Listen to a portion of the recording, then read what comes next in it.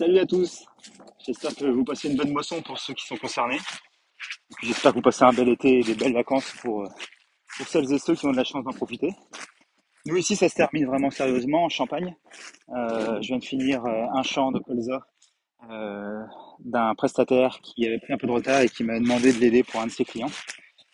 Donc voilà, et aujourd'hui on voit souvent des belles moissonneuses comme ça en vidéo. Mais est-ce que vous savez au moins comment ça fonctionne, à quoi ça sert et un petit peu toutes les spécificités de ces belles machines. Alors, j'espère que pour les agriculteurs qui nous regardent, oui. J'espère pour vous. Pour tous les autres, j'ai envie de vous faire une petite vidéo pour vous expliquer un petit peu le fonctionnement et le but d'une moissonneuse. Alors, une moissonneuse, c'est simple. Ça a pour but de couper et de récolter et de séparer le grain de la paille d'une parcelle.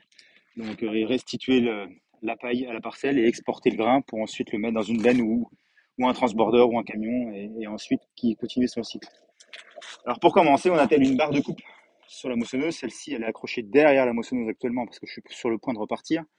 Mais au moins, ça va vous permettre de voir pas mal de choses. La barre de coupe, elle est attelée devant la moissonneuse. Et on commence par à couper le brin de blé, ou l'orge, ou le colza, par des sections. C'est ces petites choses en pointe qui circulent très vite de gauche à droite, qui passent entre deux doigts. Et le grain de blé arrive comme mon doigt, comme ça. Et quand il arrive ici, il se fait couper. Il faut mieux pas mettre le doigt parce que ça coupe mieux qu'un rasoir, hein. Voilà. Ensuite, une fois que la culture elle est coupée, elle bascule à l'intérieur grâce au rabatteur, ce qui est noir. Ça tourne dans le sens des aiguilles d'une montre et ça fait basculer la culture dans la coupe. Et ensuite, la culture se fait emmener par la grosse vis que vous voyez, qui est moitié verte, au milieu de la coupe pour ensuite plonger dans le convoyeur de la moissonneuse. Le convoyeur de la moissonneuse, on va aller le voir tout de suite. Ça va vous permettre de bien comprendre. Pour seul et unique but de convoyer la culture, d'où son nom. Voilà, c'est attrapé par ces chaînes et ce rouleau. Ça passe ici et ça rentre très vite dans la moissonneuse. Jusqu'aux roues avant de la moissonneuse, donc jusque par ici. Ensuite, il y a un tire-paille pour aider le flux de paille à avancer et continuer dans la moissonneuse, qu'on ne peut pas voir à l'œil nu. Et ensuite, ça rentre dans l'endroit où on sépare le grain de la paille. Alors, il y a plusieurs processus selon les différentes marques, les différents modèles de moissonneuses. Ce modèle-ci, c'est un rotor longitudinal, donc qui part du début des roues arrière, avant de la moissonneuse et qui va jusqu'au bout des plaques noires, qui fait à peu près 3 mètres de long.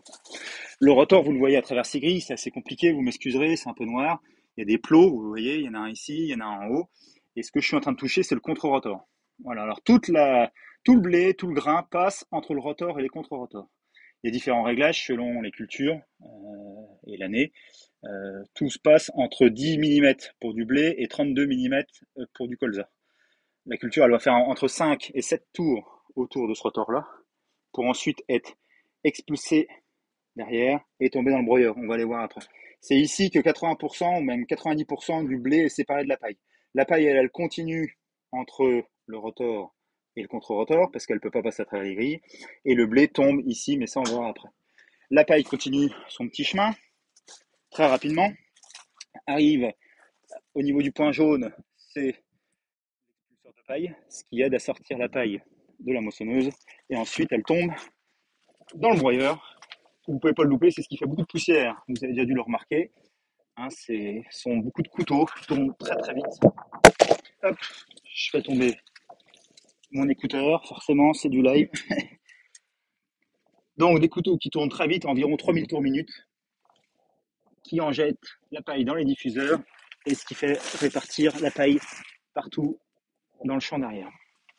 Voilà, soit on le broie, soit on le met en andin pour pouvoir faire des bottes de paille par la suite. En ce qui concerne le grain qui passe à travers les mailles des contre-rotors, c'est pas du grain propre, c'est du grain où il y a des glumes, des glumelles, des menupailles, des barbes, de la poussière. Donc c'est pas du grain en soi commercialisable tout de suite. Donc il faut le pré-nettoyer, le nettoyer. Et la moissonneuse, elle est dotée de grilles. Donc l'après-grille, c'est celle qui n'est pas percée, celle que vous voyez ici. Ça permet d'unir le grain. Donc la grille, elle secoue très rapidement comme ça. Et la vraie grille, la voici, c'est celle où il y a des trous dedans. Celle-ci, il y a un flux d'air qui passe continuellement à l'intérieur. Il y a un ventilateur qui est entre les roues de la moissonneuse qui souffle de l'air entre les grilles pour faire un courant d'air. Et tout ce qui est plus léger que le grain va se mettre en suspension et va partir vers l'arrière de la moissonneuse. On voit pas, il y a pas assez de lumière. Voilà. Pour ensuite rejoindre le broyeur. Et le grain, lui, il est récolté, il tombe à travers les grilles. Et il n'y a que le grain lourd, le beau grain, le grain qui a du PS, du poids spécifique, qui tombe à travers les grilles. Et ça fait du grain propre. Une fois que c'est arrivé en bas de la moissonneuse, bah, c'est tout simple. Il y a une petite vis qui est invisible à l'œil nu, ou du moins que je peux pas vous montrer aujourd'hui, qui récupère le grain, ici, qui l'emmène de ce côté-ci. Et là, il y a un élévateur à grains qui nous monte le grain tout là-haut, jusqu'à la trémie. Donc la trémie de cette moissonneuse-là fait 12 500 litres. Et avec un blé avec un bon PS, on met entre 9 et 10 tonnes de grains dans la trémie. La trémie, elle se situe un petit peu au-dessus de la S680 que vous voyez, du numéro, jusqu'en haut de la moissonneuse. Une fois que la trémie est pleine, on déplie un bras de vidange qui permet d'expulser le grain ou de vider le grain. Voilà, celui que vous voyez ici. Toc, qui se déplie ici et qui se vide au-dessus de la benne. Voilà pour le schéma technique de la moissonneuse.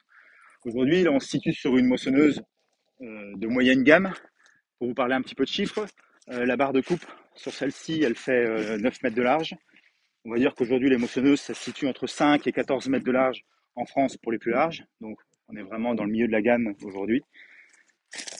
Pour vous parler de la moissonneuse en elle-même, pour vous donner un petit peu de chiffres, à partir du moment où le grain il rentre ici à l'entrée du convoyeur et la paille elle ressort au broyeur, il se passe 5 secondes. Pour vous dire qu'au milieu, ça s'amuse pas, quoi. Tout ça pour avoir à peu près un débit de grain horaire d'une quarantaine de tonnes à l'heure. On sort 40 tonnes de grain à l'heure avec cette moissonneuse-là, dans du blé bien réglé, c'est à peu près sa moyenne de travail. Qu'est-ce que je peux vous donner comme chiffre? Je peux vous donner un peu la puissance. Cette moissonneuse-là, déjà, elle a plus de 400 capteurs. Déjà pour tout ce qui est température, d'huile, toutes les températures autour de la moissonneuse. Et aussi pour avoir des capteurs pour avoir les caractéristiques des grains en temps réel, de température, d'humidité et température, humidité. Et j'en ai oublié un, enfin bon, peu importe. Voilà, cette moissonneuse-là, elle est entraînée par un moteur qui fait à peu près 600 chevaux.